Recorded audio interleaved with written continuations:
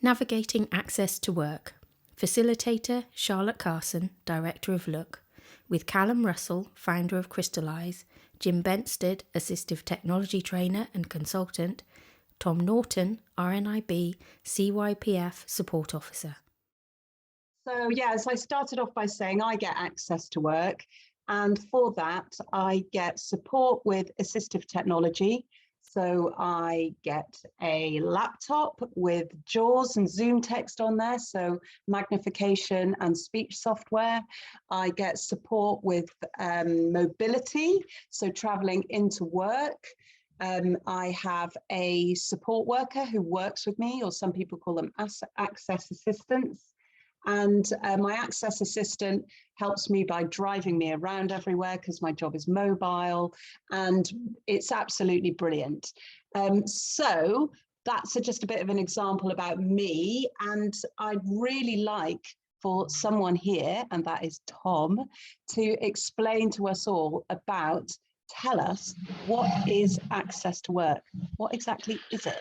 So it helps you pay for practical support with your work. So that's the kind of thing that Charlotte was just talking about with mobility and being driven around. Also, support workers can help you a bit like in school, you might have a learning support assistant that helps you access your work.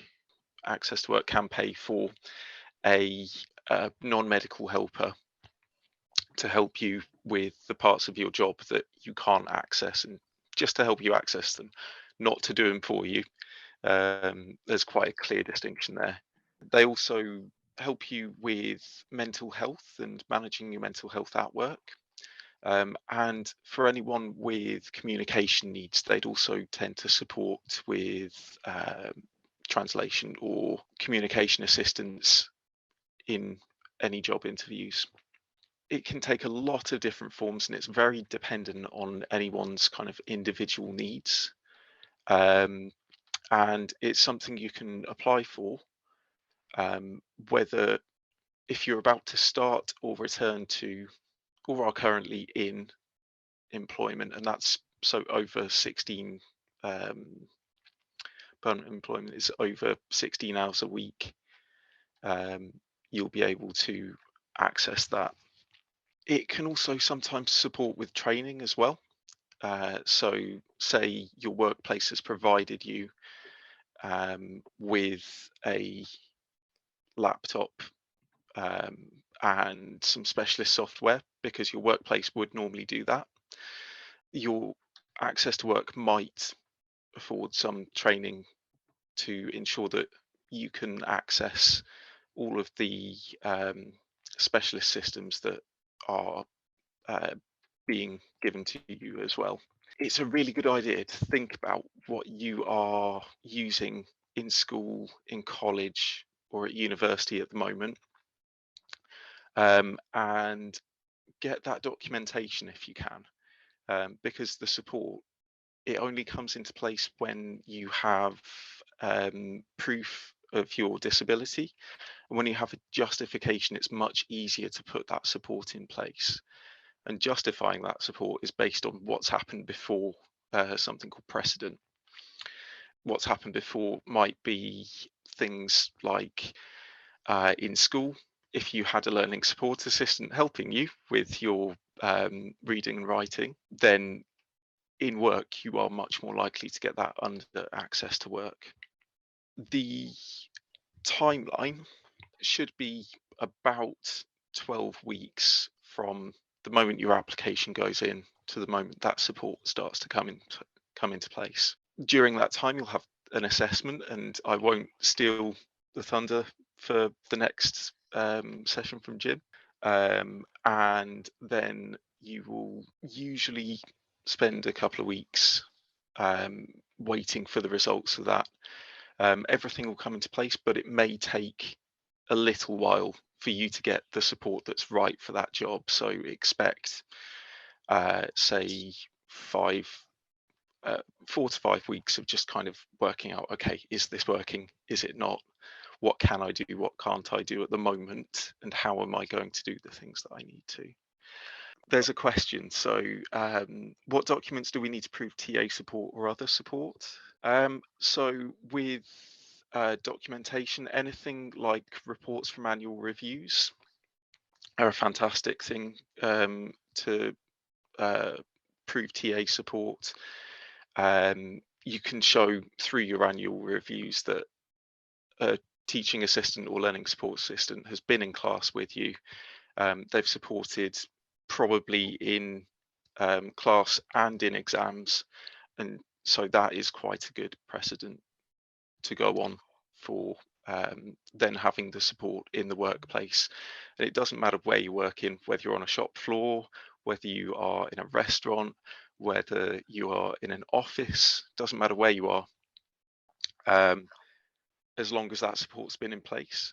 uh, you you can show the documents like that annual review, or letter from a GP can be a good one. Letter from an occupational therapist can be a good one. It's fast. Thank you, Tom. And I get, as I said, I get support worker support at work, and actually, on the other hand, I didn't have any documentation because it's been a long time since I was in school. And actually, the Access to Work assessors are very supportive with that, even though you don't have the documentation. So that's just something to add to that as well. But yeah, I think you're right to think about the support you need in school or college and translate that to the workplace. That's a really, really good place to start. Thank you, Tom. Jim, can you tell us a bit more about the actual process? So what happens? What happens when you apply? When do you actually do that? If we looking at the whole process, it starts with an application that goes into the DWP, and it finishes when you've got everything that's been recommended, and crucially, it's all working for you. Working can be a kind of technical thing, or it can be that you've got a training need on it. But I'll get onto this in a bit more detail, but it's important to know that with a lot of these adjustments, obviously, it's not just a matter of them being there on your desk. There is a process involved there in getting them working. So there's sort of two things that I think would be best for me to talk about today. One is the actual assessment process. So when you're going to meet or speak on the phone with an Access to Work assessor who's going to figure out your needs and get the information they need to go and write a report for you that outlines what your needs are and the adjustments that will help you. And then the implementation process, and that kicks in once the report has come back to your employer and involves them basically getting everything ready for you, because that bit of the process, it's a little bit vague. Access to Work tend not to be clear about this with employers, but it really is up to the employer to do that bit for you. Just to say, these are both quite big subjects, so I'm going to give the information here that I think is going to be most useful to most people. I have been promising to write some fact sheets on this for quite a while now. When I have done that, I'm going to pass them back to Look, who can distribute them to you. There's going to be one that covers the actual assessment and one that covers implementation.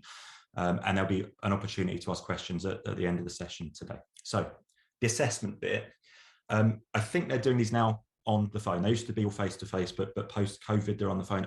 As far as I'm aware, they've not reverted to doing them face-to-face again, but someone else on the panel might know better than me. But essentially, think of it, it's just a chat about your job and the barriers you're facing when you're doing your job.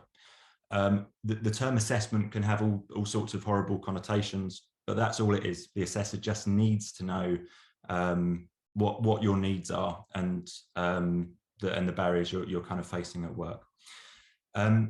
You can help this process along, and I think Tom sort of touched on this. Have an idea of the adjustments that you think you'd find useful. Now, you might have that information from previous jobs, you might have it from school. If you get stuck, one good source of information, you can speak to the people that sell these products and services before your assessment to get an idea of what's out there. Now, I'm not going to recommend any of these companies, so I work for them, so I don't want to be thought of as kind of pitching them or anything. But maybe in the session at the end, we can have a general chat about what's there. A lot of those companies will have a chat with you over the phone and give you a sort of almost pre-assessment, so you're informed before you go into that assessment. when you're in the assessment, speak in terms of what you need rather than what you want, and try and have a justification for everything. Make it clear for your assessor, because that's how they're going to be thinking when they write the report. Everything has to be about a need, and they have to justify absolutely everything that's needed. So it might be, for example, you have a visual impairment that means you require screen magnification to access a computer. The minimum need there is something like ZoomText or Supernova. So it's a very, very simple argument. And be ready to educate your assessor about your specific needs, because they just might not be absolute specialists in what you're using. So if you're a JAWS user, you might have to insist on JAWS. I know JAWS users who have ended up being recommended things like Supernova or Supernova Screen Reader. If you're a JAWS user and you're using non-standard applications as part of your job, you don't assume that your assessor is going to know about the need for JAWS scripting. You might have to mention that yourself. Again, I should say, if any of this is totally new to any of you, don't worry, it's time to ask questions at the end. But that just gives you a feel for it. Be ready to educate your assessors. Really, really wise words. I think you're so right, isn't it? It's like knowing what you need and talking to as many people as possible about that. You know, your QTVI, your teacher, your parents, your friends, and other people, to be able to tell that assessor.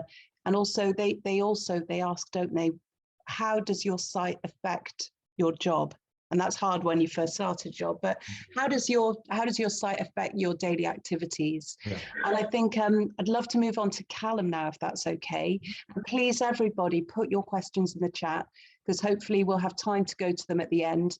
And if we don't have time, we will get back to you and we will answer it after the event. But Callum, can you tell us a bit about your personal experience of access to work support? How is it for you? Have you come across any challenges, and how did you overcome them? So when I first started in employment, I had no idea that access to work existed. I heard a little bit about it, but it was just a name on a piece of paper. So for me, the first I was aware of it was being asked by my employer to apply. And I should say that my employer was a sight loss charity, so you know they should be aware really of the support that Access to Work has and could offer. One of the things that I found very important, or I realised very quickly, was that when you apply for Access to Work, and you apply online is the simplest way to do it. You will then receive a phone call from an assessor, but from within the DWP, so not the same person that will do your assessment in terms of the support or the equipment that you might need, which Jim was talking about just earlier on. And they will ask a few questions and confirm some details. But what they will then do is check that information with your employer, and your employer has to give consent for an application to take place. So I think the first thing I would say is make sure that you are communicating with your employer at the outset, because it's very important that both you and them are speaking with a united voice. In terms of the assessment itself, I was very lucky in that I had an assessor who was blind for my first assessment. So she had a very good idea of all the support that was going to be needed. But I think just to reinforce what Tim was saying earlier on, I think it's really important that you take control of that assessment process. So you make sure that you understand what you need, but also why you need it, because those two things will help you. And I think being able to express yourself in a language that is very easily understood is also important. Callum, you mentioned yes. that your assessor was visually impaired as well. So is it quite a supportive process? Should anyone be worried about it? Or are they there to help you, the assessors? I don't think anybody should be worried about it. I think, as Jim was saying earlier on, it may be that you have an assessor that just isn't necessarily familiar with the needs of a blind person, but that doesn't mean they don't want to help you. And I think that's a really important point to understand. In terms of what I asked for a screen reader, JAWS screen reader. I asked for some training on that screen reader, and that was all granted quite quickly. Like Charlotte, I don't have at the moment, but I had a support worker. Support workers, on the face of it, you might well think, oh God, I really don't want one of those, but they are actually really, really, really useful things to have, or people to have around, because they allow you to work without necessarily putting extra burden on your colleagues. And I think that's a really important thing to bear in mind. It is quite a bureaucracy to get a support worker. There's quite a lot of paperwork that has to be filled in. And again, it's just about being really clear in terms of justification. Why do I need it? And the other, I know, Charlotte, you asked about challenges. I think this was really where the challenge lay, because trying to persuade Access to Work to grant a number of hours that was needed was quite tricky. So we had to be quite creative about how those hours were calculated to persuade Access to Work that the need was there. Callum, is there help out there as well? So if like some of the questions seem very difficult to answer, such as estimating how much support you may need with a support worker and your employer may not know, is there any help out there that people can get advice from? Well, I mean, any people can always contact me directly, and Look has my contact details, and I'd be more than happy for them to be shared, and I would certainly be able to advise further, as I'm sure actually all the rest of the panel. I know that RNIB have an employment service as well, which focuses on those who are in employment. So I'm sure they would also be a really good port of call for people. Question: how do you recruit a support worker? So there are two ways that you can recruit a support worker. The first is through an agency. The disadvantage of an agency is that you may not necessarily get a support worker that you have a relationship with. The alternative is to advertise for a support worker in the same way that you would advertise any other job. And that's what I did. And I would always recommend that model, because actually, and I'm sure Charlotte would agree with me, the relationship you have with your support worker is the most crucial relationship you can have, because they're with you every day. You know, you're driving to events together, you're sitting next to each other in the office, you're talking to each other all the time. So if you don't get on, then it's not going to work very well. So you would typically have a job description that's fairly generic. So you're looking for somebody who's a good driver, who has good administration skills. You're looking for somebody who's willing to learn, etc. And then you would interview them. So they would fill in an application form, and they would then do an interview, and then you would make a decision as to whether that person would be successful or not. One thing I just wanted to cover off is that it's important to understand that a support worker is employed on a pay-as-you-go contract. That's how Access, if any of those here are familiar with 0 hours contracts, well, that's how support workers are paid and funded, and that does have disadvantages. So you know, recruitment is not always straightforward. Yes, thank you, Callum. Thanks very much. But once you get that support work and you get it right, and it's the same through school and university, isn't it? It's absolutely transformational and can be brilliant. Question: is the equipment that is purchased by Access to Work owned by you, or does it stay with the employer after you change jobs? It depends on who's paid for it. Depending on the size of your employer in the main, you'll get a different amount of funding from Access to Work. Smaller employer might get 100% grant. Everything that's been provided for you is paid for out of that grant.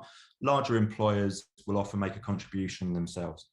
If the employer's made a contribution to the software or equipment or whatever that you've received through Access to Work, technically the employer owns it, but Access to Work would advise and encourage the employer, and again, I think I'm right in this, to let you take that with you when you move to another job.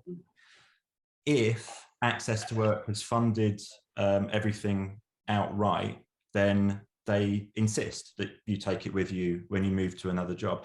I should say that if your employer doesn't let you take stuff with you, it really isn't the end of the world. You just need to go for another Access to Work assessment. And this is key, really. It's not that you're entitled to one assessment and then that's it. If your condition changes, if your job changes, if anything changes and you feel you need more support, you can have another assessment.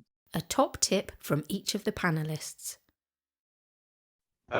So I think my top tip really is make sure that you know your needs and you're able to advocate for yourself.